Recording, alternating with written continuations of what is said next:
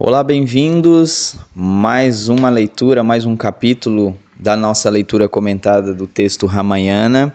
Agora a gente vai para o capítulo 15. No capítulo 14 eu vou fazer uma breve, bem enxuta recapitulação. É o momento em que Bharata descobre que o seu pai havia falecido e que sua mãe Kalkei tramou para que ele virasse o rei, mesmo sem sua vontade. Lembrando que ele estava na casa dos seus avós, né, pai de Kalkei, e ele volta, teve toda aquela emoção, aqueles nervos à flor da pele, e Bharata, nesse momento final, ele decide que não, ele não vai. O Bharata tem uma personalidade muito forte, a gente vai ver isso durante esse capítulo 15 também. Ele é irredutível. Os ministros falaram para ele ficar, para ele assumir o reino. Ele bateu o pé e falou: não, eu vou até a floresta e vou atrás do meu querido irmão Rama para que ele volte ao reinado e tome o trono que ele é de direito. E assim ele fez. Aqui a gente começa o capítulo 15, que é compromisso entre irmãos. Ayodhya fez uma enorme comitiva para ir, todas as esposas do falecido rei Dasharata estavam, todos os seus ministros, o chefe, o sábio Vaishista, né? Os irmãos, todos eles estavam. Uma comitiva enorme partiu de Ayodhya em direção a Chitrakuta, que era a floresta, né? Aquela linda floresta que no capítulo 11 ele teve um capítulo que a gente só falou de Chitrakuta, onde Rama está, tá? Então o que acontece? Foram todos, incluindo Kalkei, que era a sua mãe, a mãe de Bharata, que foi assim a protagonista desse transtorno todo, entre aspas, né? E eles partiram, encontraram o chefe tribal Gurra. Nesse momento, Gurra aponta o caminho aonde Rama passou. Rama conversou com Gurra, ele fez o barco aonde eles partiram, atravessaram o Ganges e chegaram até um retiro. E nesse retiro a gente viu que eles encontraram o Bharadvaja, né? Bharadvaja estava lá. Aí chega a comitiva, Bharadvaja recebe meio receoso também, porque ele não sabe muito bem quais são as intenções de Bharata. Era muito comum que reinados se brigassem, né? Então Bharata foi meio que Bharadvaja foi meio que cozinhando ali Bharata, né? Olha, mas por que você quer encontrar Rama? O que aconteceu? E aos poucos Bharata foi contando a história, né? E Bharadvaja, o sábio, começou a entender quais eram as intenções dele, e em um determinado momento, com muito pé atrás, ele falou da sua mãe, né, que sua mãe que tinha causado isso tudo. Kalkei estava lá. Bharadvaja deu uma grande lição para ele, falou que não era necessário ele nutrir nenhuma revolta contra sua mãe, porque eles eram humanos e o destino eles iriam saber, eles iam cumprir esse dharma, né? E no momento ele talvez inebriado por esse sentimento de raiva, de apego, não conseguiria ver isso, mas ao longo do seu reinado ele veria que aquilo que estava acontecendo era a lei, era o Dharma agindo na Terra, e falou para ele voltar a honrar Kalkei, né? Lembrando que eles brigaram feio, ele chegou até a negar a sua mãe, né? No capítulo anterior a gente viu isso. Aí o que aconteceu? Eles chegaram, descansaram sob uma árvore, e depois eles seguiram a viagem, porque o sábio Bharadvaja, ele indicou, não, eu falei para eles irem para esse retiro, e lá eles estão em Chitrakuta, e eles seguiram a viagem. Lá de cima, Lakshmana viu essa comitiva enorme, uma enorme poeira, né, uma algazarra, um barulho muito grande, e aí ele avisou para Rama e para Sita, né? Lakshmana estava lá com seus afazeres, né? Contando suas peles de veado, das suas caças. Ele voltou para Rama e falou isso, e Rama já sabia, né? Já sabia de que se tratava, sabia que se tratava da sua comitiva. E Lakshmana também era um filho, um príncipe que tinha muito ímpeto, a missão dele era guardar Rama, né? A missão de vida dele era estar junto com o Rama, e sempre foi assim, desde pequenos eles eram muito juntos. E Lakshmana chegou um momento e falou para Rama: olha, não deve ser pecado, né, Rama, a gente matar um irmão se ele vir com más intenções, porque Lakshmana já estava fazendo uma projeção, e o grande simbolismo desse eixo, dessa história é isso, a gente sofrer por antecipação, a gente projetar, às vezes a gente projeta uma raiva, um apego, né, uma ansiedade, alguma coisa que nem aconteceu, e Rama prontamente falou para ele que não precisa fazer isso, né? A gente não vai precisar fazer isso. Você tá projetando algo que nem aconteceu, né? E ele acabou dando uma lição para Lakshmana, que ele falou que mesmo se uma pessoa se apodera do reino, mesmo por vias ilícitas, né, assim, entre aspas, como aconteceu, o reino é de direito. E a gente, como cumpridor do Dharma, honrando pai e mãe, a gente tem que aceitar isso e acaba dando uma lição de moral ao seu irmão Lakshmana, que já estava querendo travar uma batalha física mesmo entre eles, né? Aí Rama sempre falando com muita calma, até sorridente, né? E aí Lakshmana até um determinado momento chegou a se envergonhar do que ele tinha pensado. Realmente foi uma nuvem de pensamento que passou, que nem era dele, e que Rama estava ali para voltar ao seu centro, né? Aí o que aconteceu? Eles estavam longe, né? Nesse momento em que Lakshmana estava observando a comitiva, eles estavam ainda bem longe, e aí demoraram até chegar a Chitrakuta, né? Quando a comitiva parou e foi, primeiramente foram os três principais, assim, que era o Bharata, obviamente, né? O sábio Vaishista, e aquele ministro que seguiu eles, né? Lembra que o ministro Sumantra, lá nos primeiros capítulos do livro, Sumantra seguiu Rama quando Rama estava em retiro até um determinado momento, até Gurra, né? Até Gurra fazer o seu barco para ele, o líder tribal fazer. Então Sumantra estava lá e aí viu, todos os três ficaram muito emocionados ao ver Rama, né? Bharata reconheceu emocionadíssimo eles, né?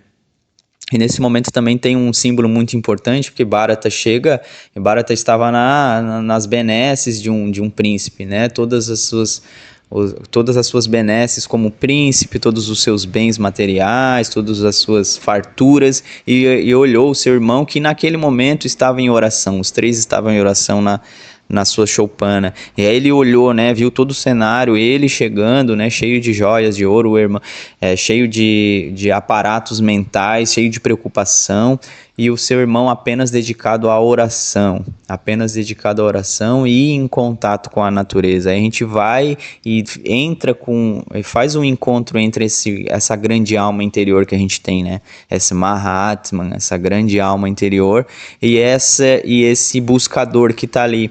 Ele faz o papel, Rama faz o papel daquele que está em conexão, em devoção, e é aquele que está no apego, aquele que está ainda sobre a relutância de uma opinião ferrenha.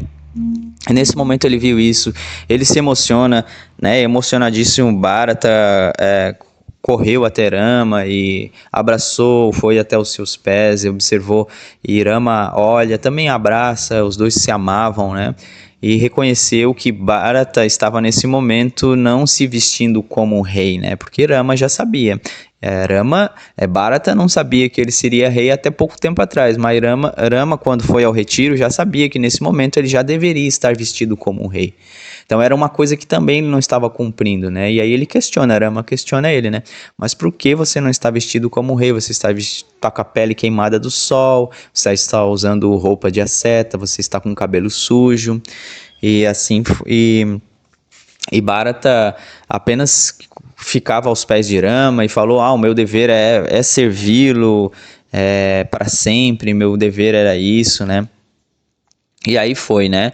Aí eles chegaram, Rama conversou com ele, com Bharata, e em determinado momento Bharata falou da morte do seu pai, porque Rama não sabia disso, né? Daí Rama realmente nesse momento fica muito comovido, e eles foram até a margem do rio próximo de Chitrakuta e fizeram as oferendas, as devidas oferendas ao falecido rei Dasharata nesse momento, né? E aí eles voltam até o retiro, nesse momento já está os familiares, né, Kalkeya, a mãe de Rama, Sumantra, né, os seus outros irmãos já estão lá no retiro, eles voltam dessa oferenda ao seu falecido pai.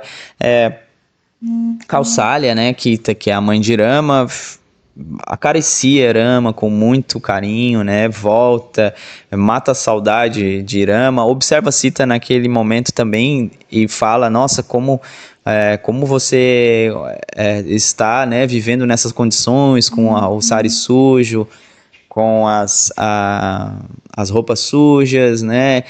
Sem brincos, sem ornamentos, né? Vivendo de uma simplicidade. Isso impacta muito Kausalya nesse momento. E ela até fala que você parece um ouro coberto de pó nesse momento, mas não nega a sua beleza, a beleza que Sita tinha, né? A beleza interna que vale. E aí o que acontece? Rama vê o Vaishista também nesse momento, ele vai aos pés do seu sábio, aquele que lhe ensinou tanto na sua juventude, na sua infância. O sábio Vaishista está lá, ele vai aos pés. O Vaishista tem uma importância muito grande nesse momento. Aí eles voltam para essa reunião e voltam após, né, esse primeiro contato, esse desejo de Bharata ele já tinha exposto, mas nesse momento ele começa a trazer mais à tona. Bharata fala: olha, a terra está sem rei, você sabe, terra sem rei, crianças órfãs, mulheres inférteis, destruição, violência, etc. E Rama fala para ele: olha, isso não é senão um jogo do destino. Tendo nascido como humanos, temos que aceitar o destino que nos reservou. Riqueza, reino, nome, fama não significam nada para mim, pois o destino reservou ele ficar na floresta naquele jeito que eles tinham visto, né? Numa vida simples que eles tinham visto, né? O nosso dever é honrar pai e mãe, não é verdade, Bharata? A gente não acabou de fazer isso lá na beirada do rio, então a gente vai continuar fazendo isso. Nosso dever é isso, mas Bharata era muito ferrenho, né? Aí ele explicou que eles nasceram com tarefas diferentes, que Rama era para estar na floresta por 14 anos e ele sim era para estar governando, né? E também falou que para ele não se culpar pelos acontecimentos, né? Isso aí é coisa do destino mesmo. Aí o que Bharata ainda estava irredutível, estava muito ferrenho na sua opinião, falava: vamos fazer o seguinte, eu fico na floresta e tu volta lá para reinar, que você que é o rei. Bharata realmente é uma opinião muito forte, né? Aí o que aconteceu? O Vaishista, que é um sábio, né? O sábio que acompanhava eles desde a infância, viu que a retidão, viu que a opinião dos dois era firme e falou: olha, peraí que vamos resolver isso aqui. O Vaishista fala o seguinte: Bharata, você vai voltar até Ayodhya e governe sobre a autoridade de Rama. Você vai representar, você vai lembrar um símbolo de Rama, para que você olhe para isso e faça tudo o que Rama iria fazer se fosse rei. E assim o foi. O que aconteceu? Ele falou isso, ó: irmão, Bharata falou para Rama: irmão, você é meu pai e meu Deus. Seu mínimo desejo é minha missão para mim. Dê-me suas sandálias, elas ficarão sobre o meu trono em Ayodhya até o seu regresso. Aí as sandálias, né? Sandálias de Rama, que simbolizam reinar, obedecer o rei, obedecer aquilo, né? Se curvar ao poder maior. Então Rama olha para Bharata e fala: assim seja. E dá a sandália para Bharata. E aí ele lembra: olha, você é um guerreiro, você é da tradição solar, você é o Kshatriya, você tem que honrar isso. E finalmente Bharata se convence que tem que voltar e reinar, né, sob os pés de Rama, né? Aí no lugar do meu irmão são suas sandálias, tirando minha autoridade delas é que realizarei o trabalho de rei. E assim eles se convencem, em toda a comitiva volta, né? Toda voltam para Ayodhya felizes com essa missão. Rama continua em Chitrakuta, eles se despedem emocionados. E assim fecha esse ciclo, né? Fecha esse capítulo, com Bharata se convencendo de que deve ser o rei. Rama tem que cumprir a sua missão e ele cumprir a missão dele. E assim foi. A gente fecha esse capítulo e a gente se vê na próxima aula. Muito grato pela presença e Namastê.